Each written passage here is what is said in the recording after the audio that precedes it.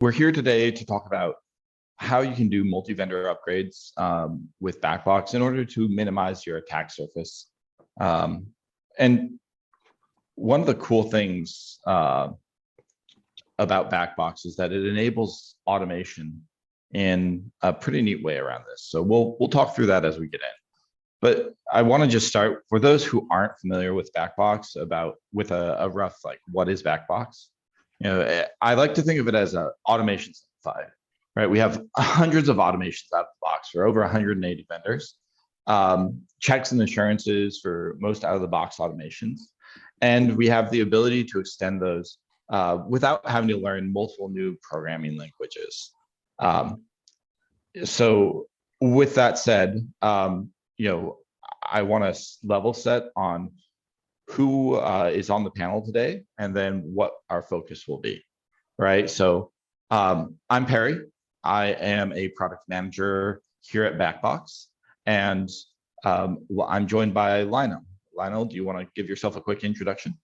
Yeah, Lionel Honerman. I've been at BackBox for about 5 months, and I am on the growing support team here. All right.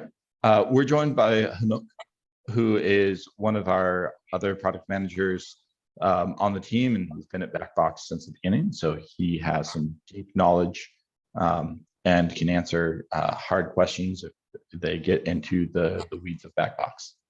So with all that said, upgrades, right?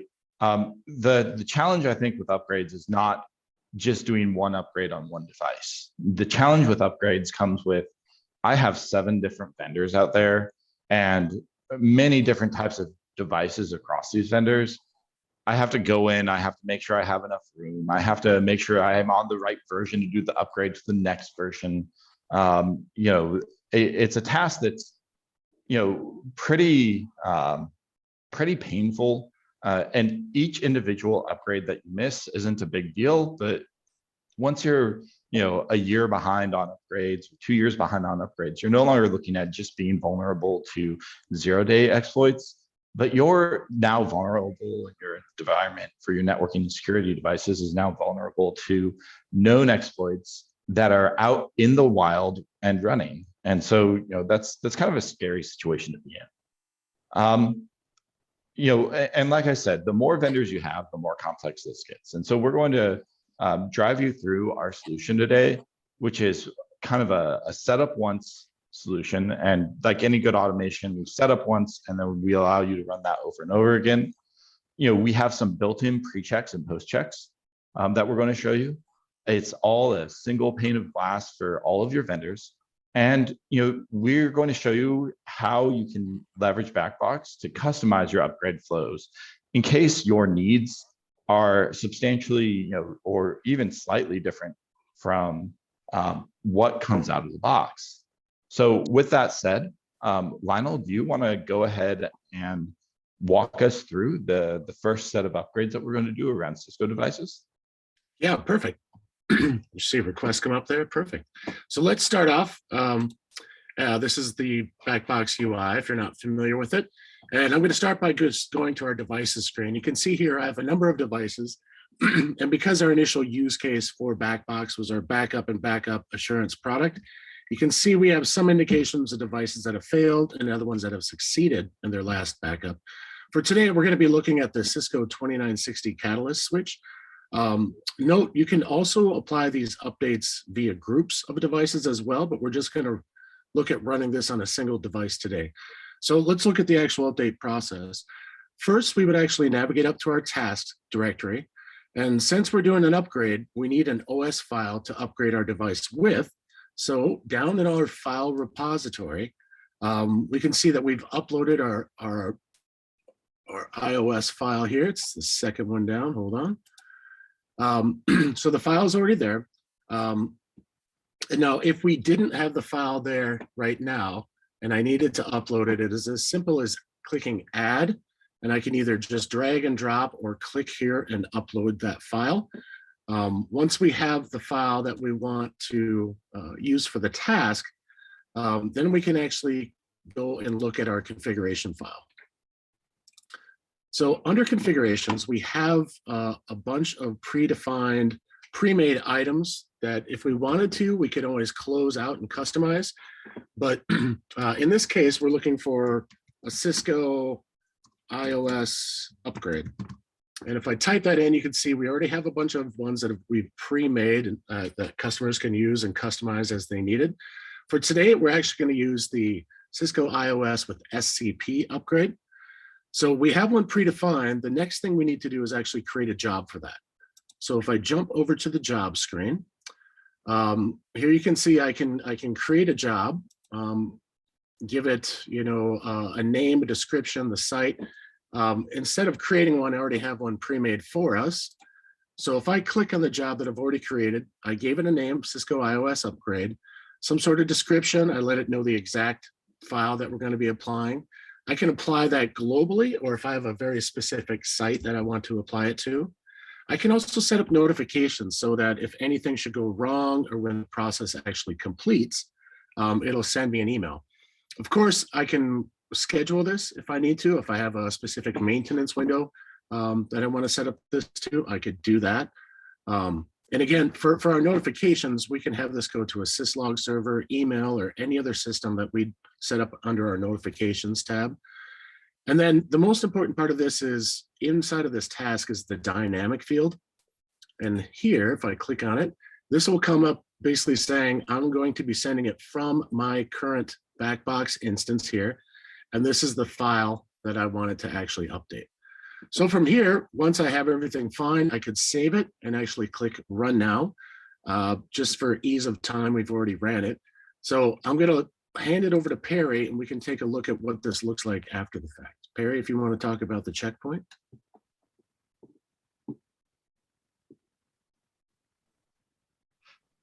Yeah, absolutely. So the checkpoint upgrade is just a little bit different in that the checkpoint upgrade is broken into two phases with BackBox. One of those phases is the update of the deployment agent that checkpoint requires, as well as the transfer of the files. And the second phase is really about actually updating the device. So in phase one, you have a 0 downtime phase. And this is why it's broken out. It's a pretty substantial size file. It's about 3.5 gigabytes. So when we're looking at how we do that, we do phase one, phase two. And with phase one, let's take a look. Because of this massively sized file, that can take some time over your network. Imagine you're planning to upgrade 500 or 1,000 different devices at once. That's a lot of data you have to ship. You don't have an exact time when it's going to finish moving the data, when the devices are going to be ready. And so you don't want that sort of uncertainty in your maintenance windows. And the second phase is really when you need to schedule your maintenance window around it. It's more deterministic. The upgrades, you have a rough idea of the timeline there. So let's take one more look at this configuration. Another piece of the configuration, I don't know if Lionel mentioned it, is the ability to grab any devices you have available and then have the view of just what devices are selected afterwards. And so this is just very simple to understand. There's also a mode section here where you can enable the task chaining, right? Let's say you don't care when this specific set of checkpoint devices go down for maintenance. You just need to know that they have the upgrade. It's business critical to upgrade these devices. In that case, you can say, okay, well, after I do the first task, I'm going to jump into my second task, and you can choose what that is. We're going to turn task chaining back off. And again, very much like the Cisco devices, we can just hit this X to close out.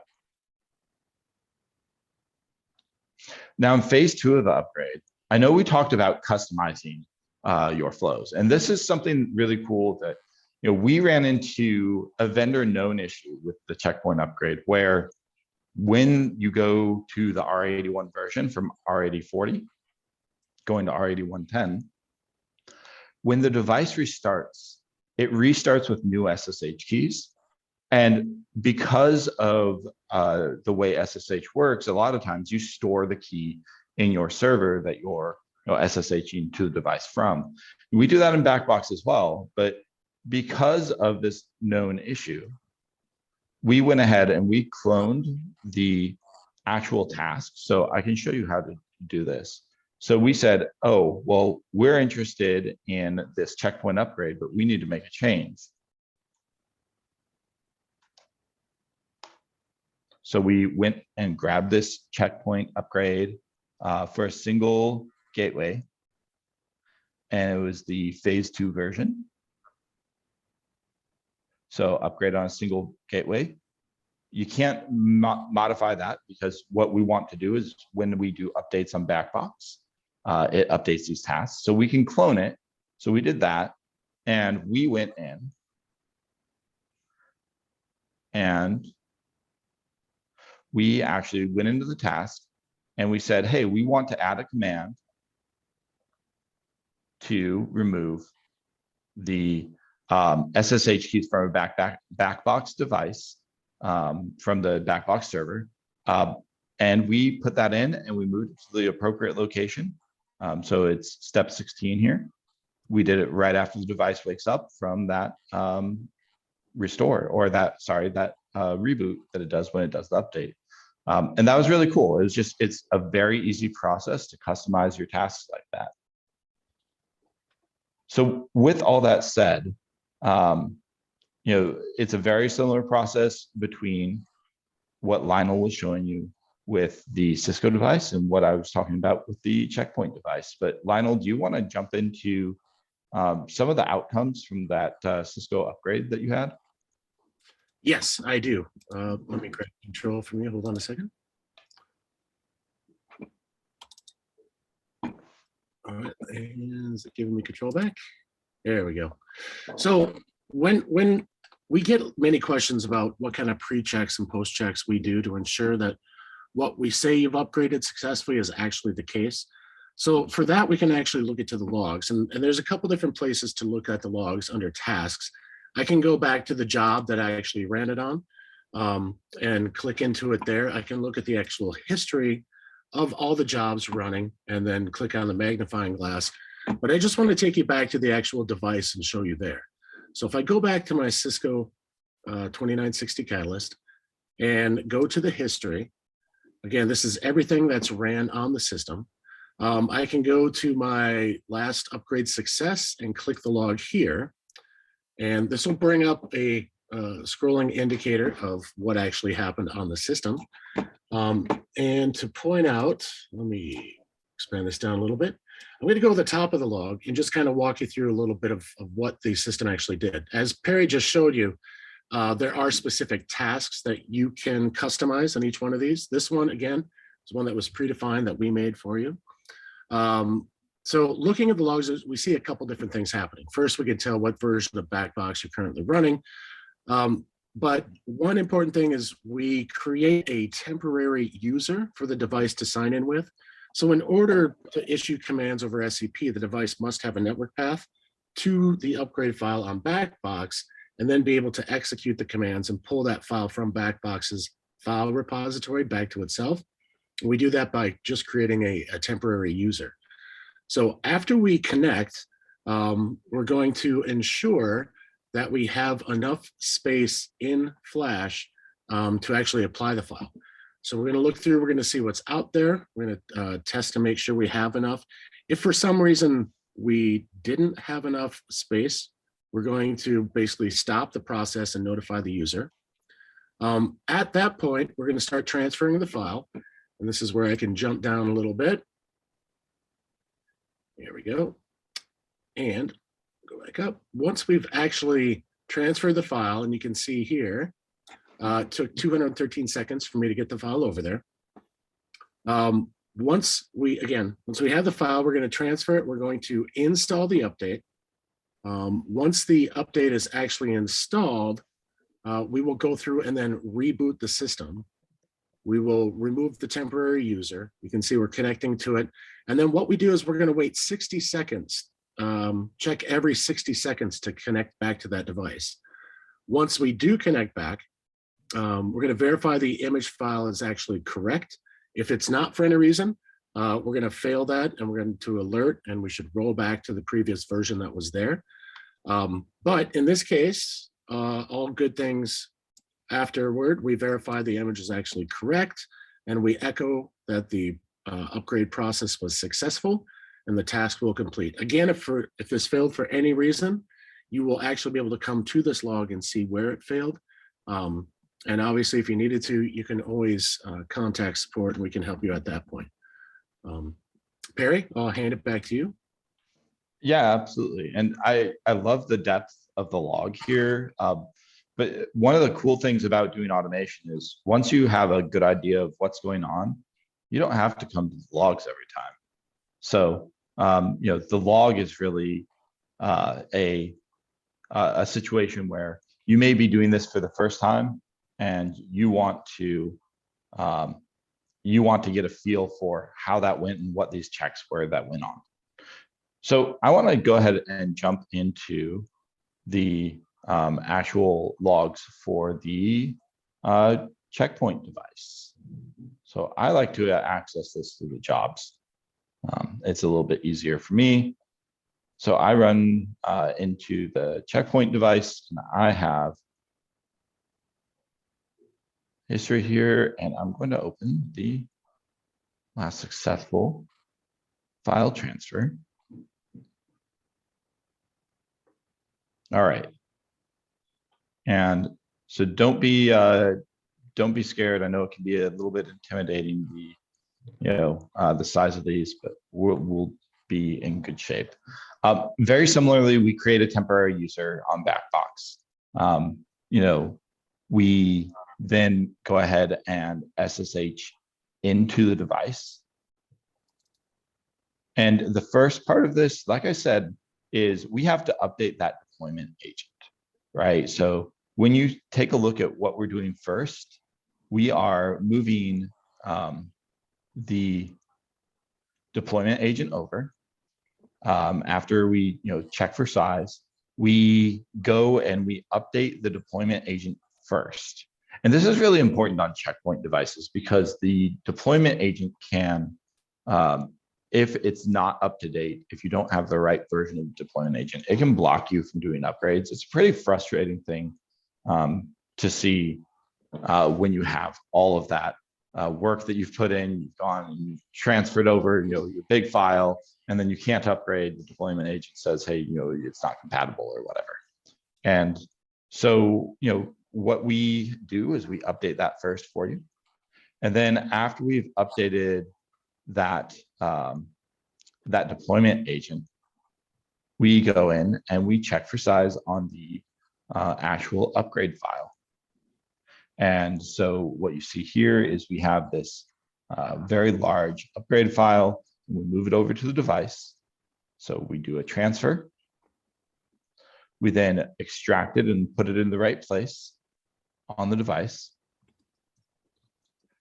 And lastly, we validate that install. So once this is done, you're more or less ready to go on the installation of this update.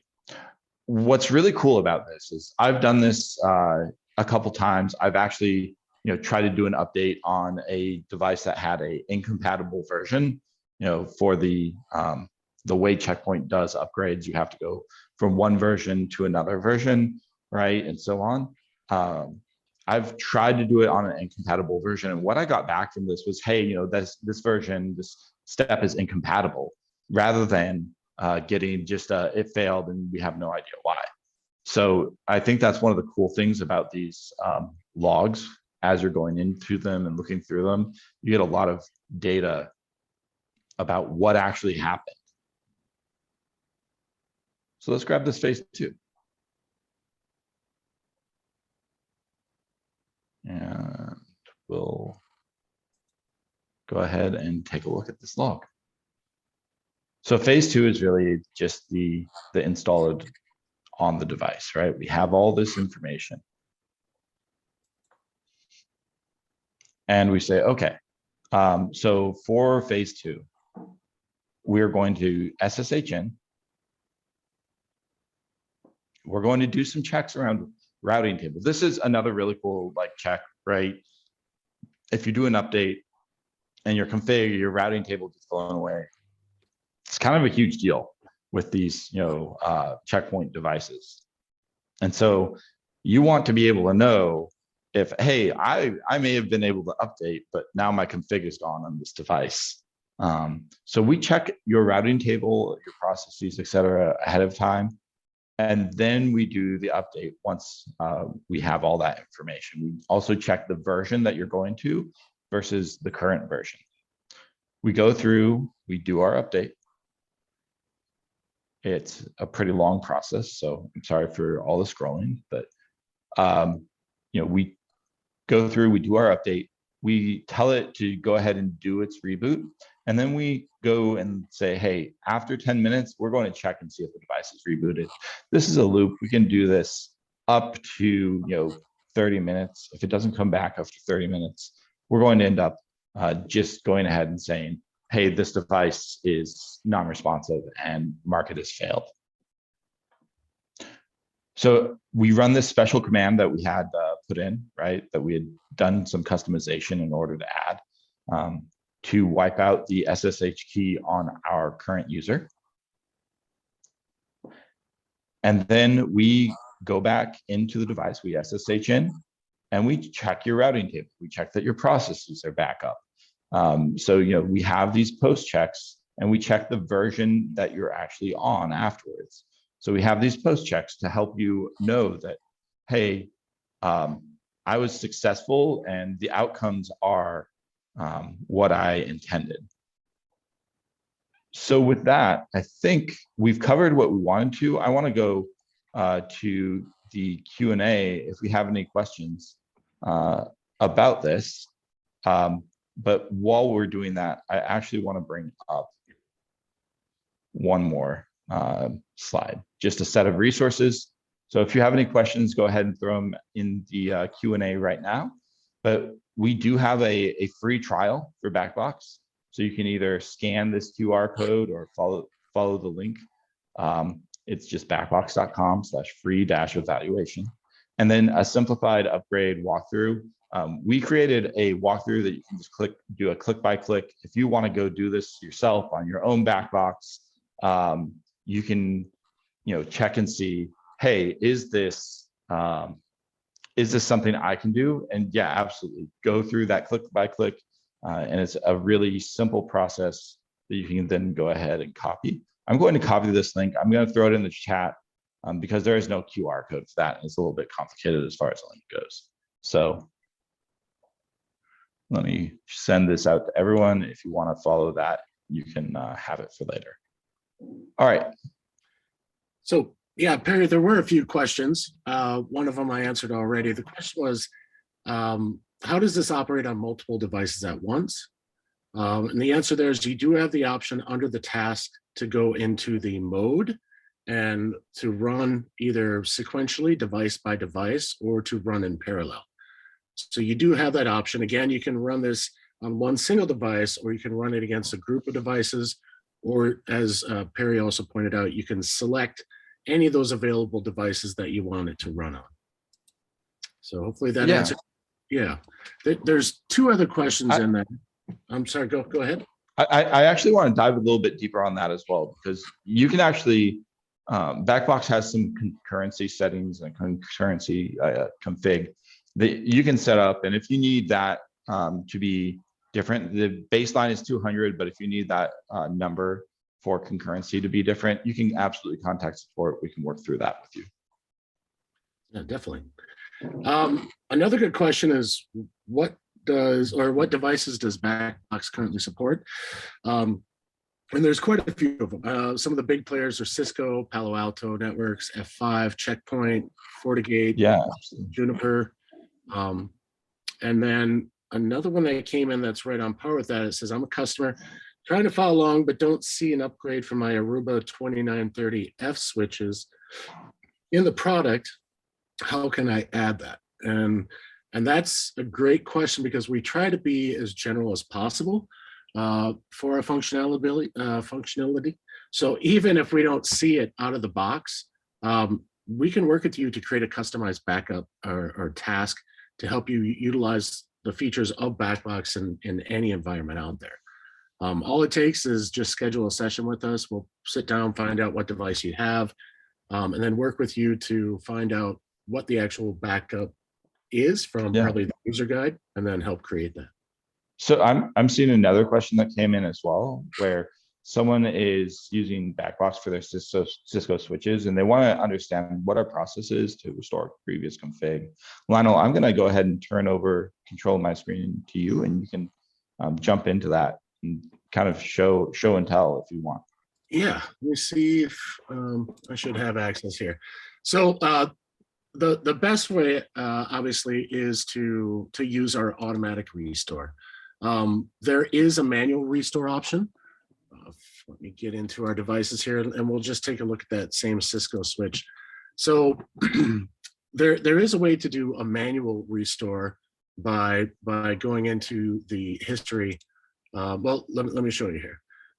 If I wanted to automatically, I could go in and actually click on the last successful backup I had. We'll just take this one here. And when I click restore, I have a couple different options here. I can choose to upload a custom restore file that I might have, or I can take the files that I have here. And I know this is a good backup because it's the last one that ran successfully, and just click the restore button up here. We do also have instructions on doing manual restores if that's something many customers would like to do. But again, since we have gone through, already verified the information that's in there is correct and that it's good backup, at least you know you can restore automatically to the last point in time. And again, where's that restore button? It's right up here in the corner. It's this little there it is. Arrow, forward arrow. If I highlight over it, should say restore, but yeah, there we go. So that'll just restore it right then. You can also schedule these if you needed to, but again, that's the idea. It's your last known good backup. In this case, I did a manual one, but if you had a nightly backup or a weekly or a monthly, if that was your last known good state, you can at least restore directly from there. Awesome. Yeah, great questions. All right. And so let me pop this screen back up, and if we don't have any other questions, I think that will conclude our webinar. So we are absolutely done, and feel free to reach out to your support team if you have questions on anything about what we talked to today, or if you don't have BackBox yet, your sales team member. Yep. Thanks for your time. Thanks for joining today.